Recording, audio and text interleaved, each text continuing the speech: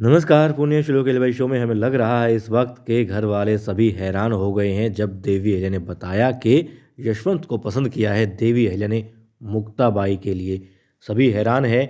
अब तक जो मुक्ता खुश नज़र आ रही थी, जब पता चला था कि एक सरदार के बेटे का रिश्ता आया है मुक्ता के लिए और वो मल्हार राव सुबेदार जी के दोस्त का पोता है। अब वो खुश थी, मगर जैसे ही देवी अहिल्या ने बताया कि यशवंत जो कि एक आम नागरिक है, आम गांव वाला है, खेती मजदूरी करता है, काम चलाता है, वो पसंद किया है देवी अहिल्या ने मुक्ता के लिए।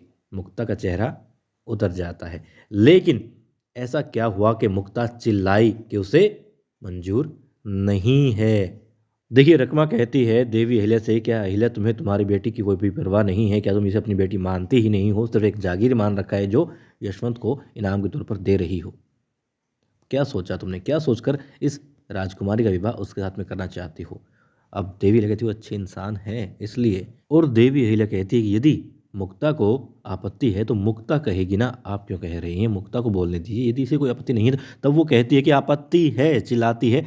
हर कोई हैरान हो जाता है कि आखिर मुक्ता ऐसे कैसे चिल्ला रही है, ये भाव अब तक इसके चेहरे पर नहीं थे। लेकिन उसे वाकई में आपत्ति है। किस चीज़ से आपत्ति है? यहाँ पर मुक्ता कहेगी कि उसे आपत्ति है उसकी माँ के साथ में, देवी अहिल्या के साथ में, छोटी रानी के साथ में कोई इस तरीके से बात करे, उन पर इल्ज़ाम लगाए। क्योंकि जैसा हमने देखा है मुक्ता को, जैसा पाया है, तो वो उनकी आय के खिलाफ एक शब्द नहीं सुन सकती और आय के खिलाफ एक शब्द वो कहती भी नहीं है। उनकी मर्जी के अलावा कोई काम वो करती भी नहीं है। यकीनन यहाँ पर वो कहेगी कि जो उसकी आय ने सोचा है तो अच्छा ही सोचा होगा उसके लिए, और किसी को भी कोई दखलंदाजी का हक नहीं है उसके और उसकी आई के बीच में बोलने का। जैसा उसकी आई कहेंगी वो वैसा ही करेगी, खुशी खुशी करेगी।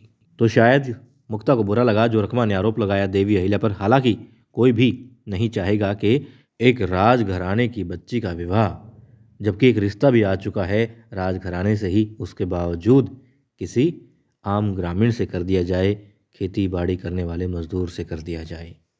तो आपत्ति रकमा की सही भी है, लेकिन अच्छा इंसान होना ज़रूरी है।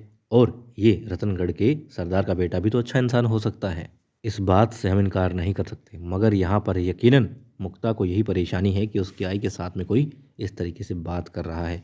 उसकी आई जो उसके लिए सोचेगी, सही ही सोचेगी,